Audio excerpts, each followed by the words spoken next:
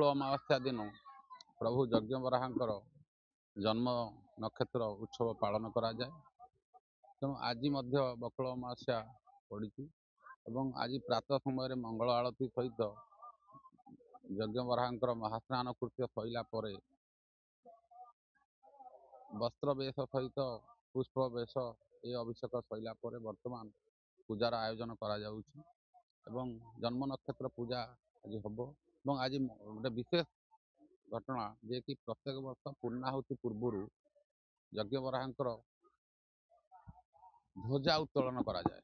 ध्वजा उठला पर पूर्णाहुति हम एवं यही जो बकुल अमावास्या बराह विरजा ठीक आज देखिए बराहंकर एक मास पर आगामी त्रिवेणी अमावास्या दिन माँ अनुष्ठित हम से जन्म नक्षत्र।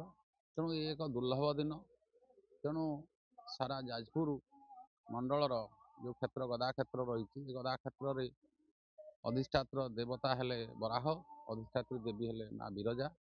तेणु ये बराह विरजांकर किंवदंती कहले तो सर ना किंतु अनन्य जो उदाहरण रही।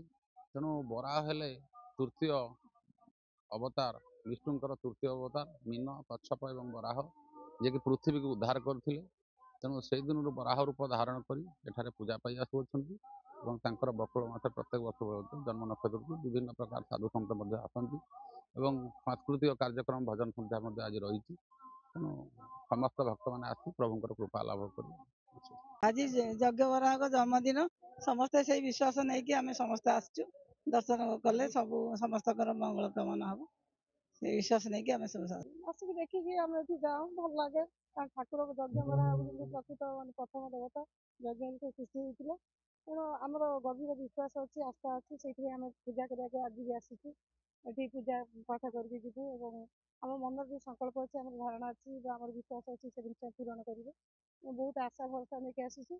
बराहंकर जन्मदिन आम भी आड़ी लक्ष्मी बराह जन्मदिन बराह द्वादश से प्रतिथर आम जाऊँ ठाकुर मूर्ति देखिले देखिले अटोमेटिकाली दिव्य भावना आसवे। तेणु प्रति आम गभीर विश्वास अच्छी भल जो भक्ति अच्छी भल ही लगे आजी भल देखा कि सजसज नहेले भी से भल देखा से भक्तिर ठाकुर। तेणु आम भक्ति देखिले से आमको सबुठ सुंदर देखा पृथ्वी सबुठ सुंदरतम होती आम ठाकुर।